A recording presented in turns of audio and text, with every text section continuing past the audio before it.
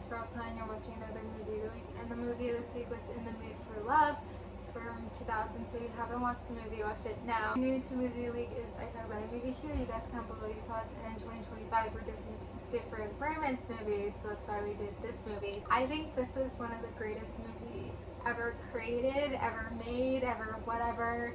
I was very amazed my first time watching it. This is only my second time watching it.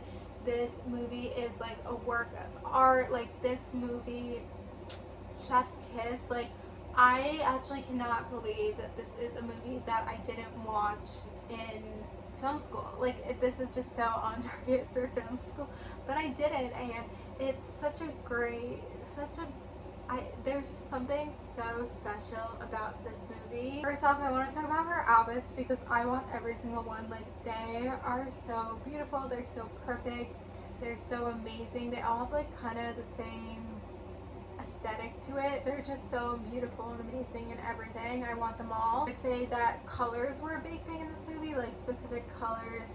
You know, I saw a comment on Letterboxd like this movie invented the color red, which I actually feel like red wasn't even used too much, but maybe that's the point because I guess it was so significant when it was used.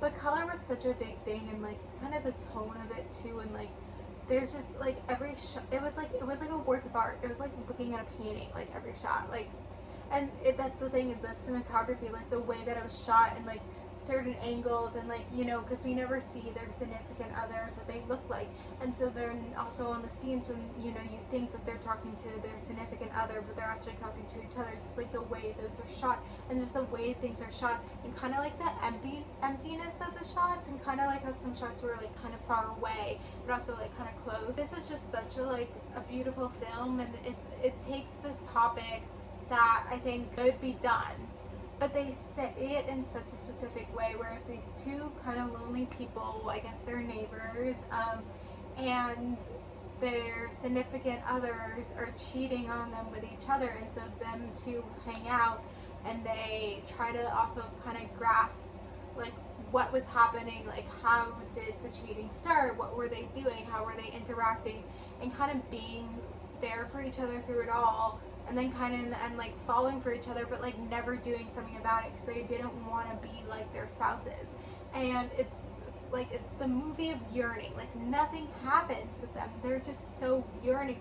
They're yearning the entire time, but they don't do it, and they miss this opportunity. And I think it's something where they always think about each other. And I'm someone who's obviously super against cheating, and I mean this movie like shows cheating in other ways too, where it's like, you know, her boss was cheating, and she was like the one who was like helping him. I mean, like, not like saying she was helping him, but like she was his assistant. Like she had to like whatever. But it's something. This movie was all about cheating, and like, you know, and they didn't cheat. Like they didn't want to be like their spouses. But you know, the way that it was told, the beautiful way that it was told, where you don't see the spouses, you just see them, you try to see them understanding, you see like the silence. There was so much silence too, and the way that they're acting is just so beautiful. It's so real, like it's so real, like the way, you see I'm going.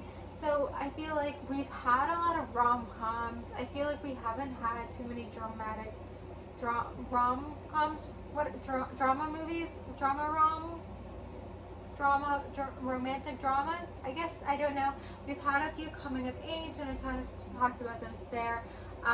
This I would say is a dramatic romantic drama, whatever you want to call it, but I think it's just like the way that it's told.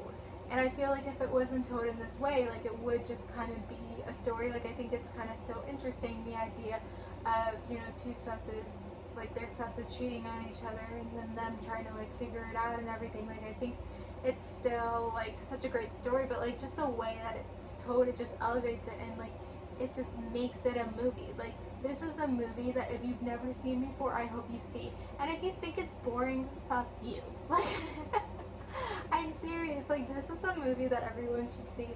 It's so well done. Why subtitles are created. Come on, who cares that it's in a different language? And it's just so remarkable, and it was like definitely a movie I wanted to do this year, because like this is like a relationship movie. Like this is all about these two people. It was so about these two people, and they're worried about their.